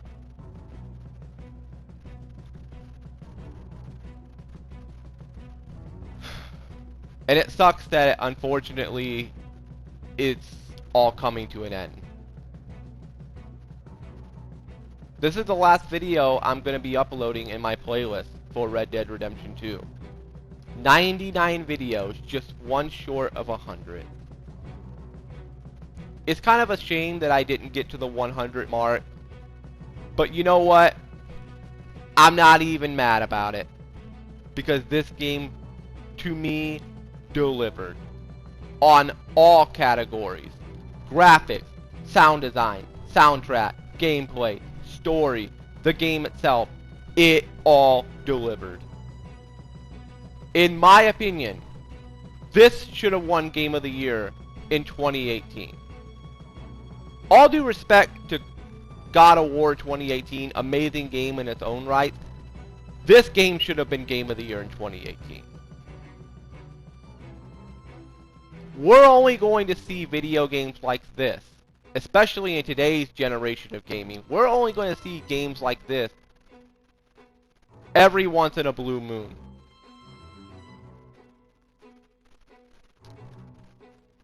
God only knows when we're going to have a game of this caliber ever again. I know many people are going to say Grand Theft Auto 6. We don't know.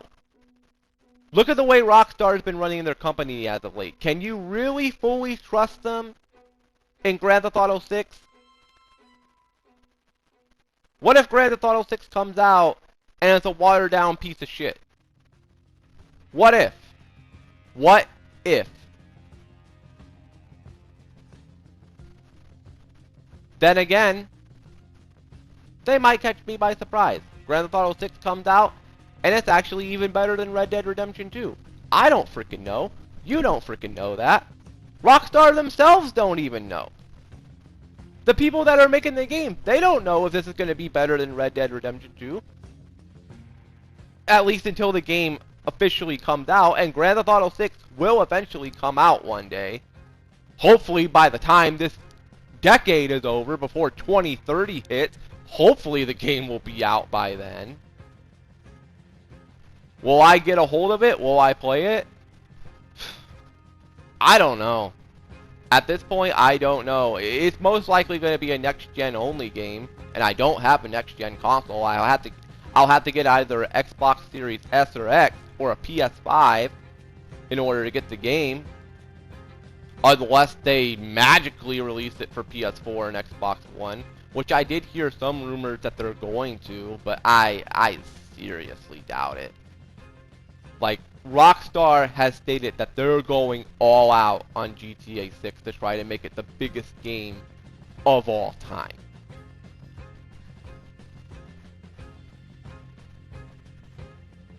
And you wanna know what else is sad? This was the last game that Dan Houser and Laszlo and a whole bunch of people that worked at Rockstar, this is basically their Mona Lisa.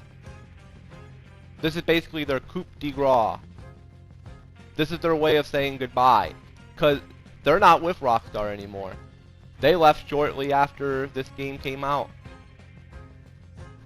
Dan Houser, last I heard, he's trying to make his own video game separate from Rockstar called Everywhere. I wish him the best of luck on it. I hope that game kicks ass when it comes out. Laszlo, I don't know what the hell he's up to, and as for everyone else, I don't know what the hell they're up to either. Maybe they're helping Dan out on Everywhere. I don't freaking know. This is basically their swan song. Unless they come back to Rockstar in the future, this is going to be the last game that they ever worked on. And if this is the last game they ever make for Rockstar, what a way to go out. What a absolute beautiful way to go out.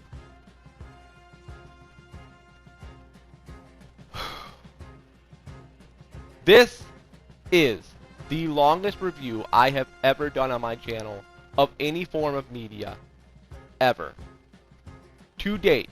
I don't know if there will ever come a video game in the future that will get a longer review than this. Red Dead Redemption 2 is a 10 out of 10 on every single category. For a video game, to get a 10 out of 10 on every single category in my grading system makes this game a masterpiece, and again, I'll say it one more time, a work of art. If God himself could make a video game, in my opinion, this is basically his creation. If God could put his hands on the video gaming industry and create a Western, an Old West type of game, this would be his masterpiece. Red Dead Redemption 2 is easily my favorite game of all time. Congratulations. You topped Final Fantasy VII. You topped Ocarina of Time. Those have been bumped to 2 and 3. If I had to name my top 3, Red Dead Redemption 2, number 1. Final Fantasy VII number 2, the original Final Fantasy VII, not the remake, the original. Ocarina of Time number 3. And as for number 4, number 5, maybe The Last of Us and probably Grand Theft Auto San Andreas.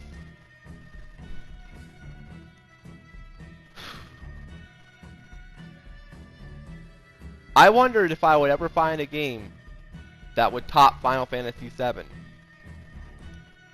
For me, topping Final Fantasy VII, in my book, was going to be an extremely hard task.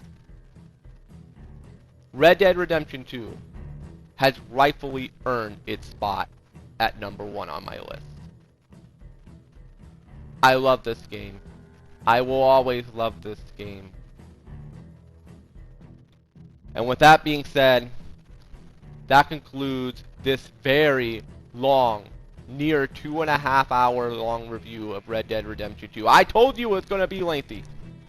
I told you it was going to be a long review. I hope you all enjoyed this movie.